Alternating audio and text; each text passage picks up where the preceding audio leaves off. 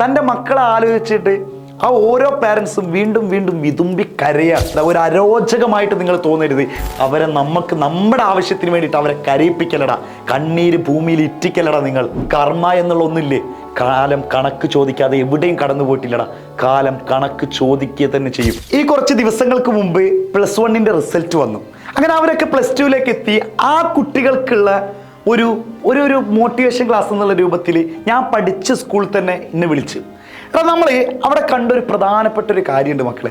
അവിടെ ഇങ്ങനെ കുറച്ച് മാർക്ക് കുറഞ്ഞ കുട്ടികളും അവരുടെ രക്ഷിതാക്കൾക്കും വേണ്ടി മാത്രമുള്ള ഒരു മീറ്റിംഗ് ആയിരുന്നു.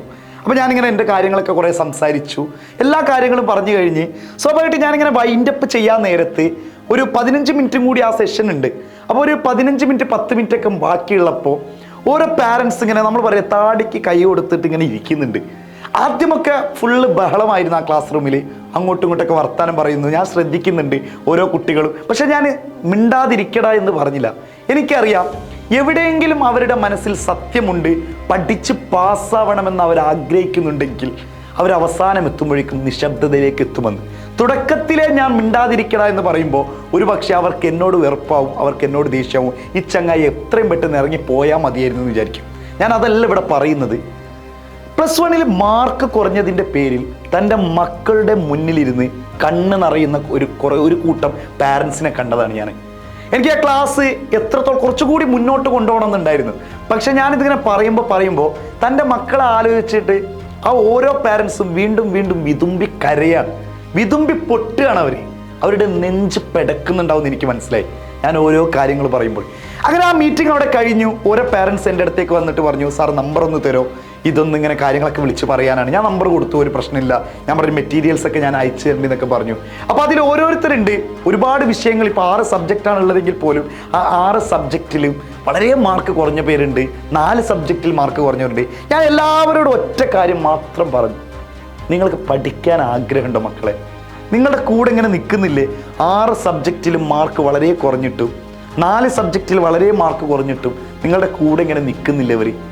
വേറെ ആരെങ്കിലും നിങ്ങളുടെ കൂടെ ഇങ്ങനെ ഉണ്ടാവും എന്നുള്ള ഒരൊറ്റ ചോദ്യമാണ് ഞാൻ പല കുട്ടികളുടെയും ഇങ്ങനെ പേഴ്സണലായിട്ട് വന്നപ്പോൾ ചോദിച്ചത്. എൻ്റെ പ്രിയപ്പെട്ട മക്കളോട് ഞാൻ ചോദിക്കട്ടെ, അടുത്ത വർഷം ഇതുപോലെ നിങ്ങളുടെ സ്കൂളിലും പാരൻസ് മീറ്റിങ്ങോ അല്ലെങ്കിൽ നിങ്ങൾക്ക് വേണ്ടിയിട്ട് മാർക്ക് കുറഞ്ഞവരുടെ ഒരു മീറ്റിംഗ് വിളിക്കുമ്പോൾ ആ കൂട്ടത്തിൽ നിങ്ങൾ പെടുന്നത് പോട്ടെ, അത് നിങ്ങൾ ചെയ്ത തെറ്റിനാണെന്ന് വിചാരിക്കാം, അല്ലെങ്കിൽ നിങ്ങളുടെ അശ്രദ്ധ കുറവായിരിക്കാം, അല്ലെങ്കിൽ നിങ്ങളുടെ മടി കാരണം നിങ്ങൾ അങ്ങനെ മാറ്റി നിർത്തപ്പെട്ടു എന്ന് വിചാരിക്കാം. പക്ഷെ നിങ്ങൾക്ക് വേണ്ടിയിട്ട് ആ വേദിയിൽ വന്ന് താടിക്ക് കൈ കൊടുത്തിട്ട് അവരുടെ ജോലിയൊക്കെ മാറ്റിവെച്ച് അവർ നിങ്ങൾക്ക് വേണ്ടിയിട്ട് വിതുമ്പുമ്പോൾ, സ്വന്തം ആവശ്യങ്ങൾക്ക് വേണ്ടിയിട്ടല്ല വിതുമ്പുന്നത്. ഒന്ന് ആലോചിച്ച് നോക്കടാ. ഇങ്ങനെ പൊട്ടിക്കരുമ്പോൾ എനിക്ക് എൻ്റെ ഉമ്മയാണ് ഓർമ്മ വരുന്നത്, അല്ലെങ്കിൽ എൻ്റെ അച്ഛനെയാണ് എനിക്ക് എന്ത് ചെയ്യുന്നത് അവിടെ അവരെ മുന്നിലൂടെ ഓർമ്മ വരുന്നത്. എൻ്റെ പ്രിയപ്പെട്ട മക്കളെ, നിങ്ങൾക്കും ഇതുപോലത്തെ അവസ്ഥ വരാതിരിക്കാനാണ് ഞാൻ ഈ തുടക്കത്തിൽ തന്നെ നിങ്ങളോട് പറയുന്നത്. ഇത് അവസാനത്തേക്ക് മാറ്റിവെക്കല്ലേ. എന്നോട് ഒരു പാരന്റ് പറഞ്ഞത് അവൾ പഠിച്ചിട്ടുണ്ട്. അപ്പം ഞാൻ എന്ന് മുതലാണ്? ലാസ്റ്റ് എക്സാം എത്തിയപ്പോഴാണ് പഠിച്ചത്. ഒന്നും അറിയാത്ത ഒരു കുട്ടി ലാസ്റ്റിലേക്ക് പഠിച്ചു കഴിഞ്ഞാൽ ആ കുട്ടിക്ക് ചിലപ്പോൾ രക്ഷപ്പെടാൻ കഴിയില്ല. പഠിച്ചത് ഓർമ്മയിൽ നിൽക്കില്ല, എല്ലതും കൂടി ഇങ്ങോട്ട് തലയിൽ കയറും. അത്രത്തോളം 10ാം ക്ലാസ് പോലെയല്ല, +1 ഇഷ്ടം പോലെ പഠിക്കാനുണ്ടെന്നുള്ളത് നമുക്ക് 100% അറിയുന്ന കാര്യമാണ്. എൻ്റെ പ്രിയപ്പെട്ട മക്കളെ, ഇതൊരിക്കലും നിങ്ങളിങ്ങനെ ഈ ചങ്ങായി എന്താ ഒരു അരോചകമായിട്ട് നിങ്ങൾ തോന്നരുത്. നിങ്ങളുടെ ഉള്ളിൽ എവിടെയെങ്കിലും കുത്തുന്നുണ്ടെങ്കിൽ, ഞാൻ അവിടെ ചിന്തിച്ചത് ആ ഒരു പാരൻസ് മീറ്റിങ്ങിൽ അല്ലെങ്കിൽ ആ ഒരു മീറ്റിങ്ങിൽ ഞാൻ ഓരോരുത്തരും കണ്ടത് എൻ്റെ ഉമ്മയാണ്, എൻ്റെ ഉപ്പയായിരുന്നു. അവരിങ്ങനെ മുന്നിലിരുന്നു കൊണ്ട് സ്വന്തം മകന് വേണ്ടിയിട്ട് സ്വന്തം മകൾക്ക് വേണ്ടി പൊട്ടിക്കരയുന്നത് കാണുമ്പോൾ, ആ കരച്ചിൽ കാണാനാണ് നിങ്ങൾ ആഗ്രഹിക്കുന്നത്? ആ കരയുന്നത് അവർ കരയട്ടെ, അവർ കരയുന്നത് കാണാനാണ് ഞങ്ങൾ ഇങ്ങനെ മാർക്ക് കുറഞ്ഞതെന്നാണോ നിങ്ങൾ ആഗ്രഹിക്കുന്നത്? ഞാൻ എൻ്റെ പ്രിയപ്പെട്ട മക്കളോട് ഒരൊറ്റ കാര്യം കൂടി പറയട്ടെ, നിങ്ങൾ ഇനിയും അവരെ കരയിപ്പിക്കാനാണ് ഉദ്ദേശമെങ്കിൽ അവർ കരഞ്ഞുകൊണ്ടേയിരിക്കും. അവരെ നിങ്ങൾ എന്നും കരയിപ്പിച്ചോ, അവർ കരഞ്ഞുകൊണ്ടേയിരിക്കും. പക്ഷേ നിങ്ങൾ ഒറ്റ കാര്യം മനസ്സിലാക്കണം, നിങ്ങളുടെ മാതാവിൻ്റെ ഒരു കണ്ണുനീരെങ്ങാനും നിങ്ങൾക്ക് വേണ്ടിയിട്ട് താഴെ ഇറ്റിയിട്ടുണ്ടെങ്കിൽ കണക്കുകൾ പറയാതെ പോവില്ലടാ. നിങ്ങളും ഒരു കാലത്ത് ആവേണ്ടവരാണ്, നിങ്ങളും ഒരു കാലത്ത് ഇതേ പദവിയിൽ എത്തേണ്ടവരാണ്. കാലം കണക്ക് ചോദിക്കാതെ എവിടെയും കടന്നു പോയിട്ടില്ലടാ. കാലം കണക്ക് ചോദിക്കുക തന്നെ ചെയ്യും.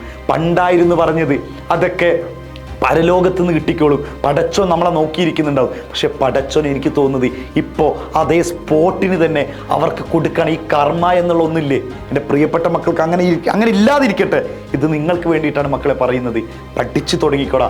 അവരെ നമ്മുടെ ആവശ്യത്തിന് വേണ്ടിയിട്ട് അവരെ കരയിപ്പിക്കലടാ, കണ്ണീര് ഭൂമിയിൽ ഇറ്റിക്കലടാ. നിങ്ങൾ ഒന്ന് രക്ഷപ്പെടില്ല നമ്മൾ.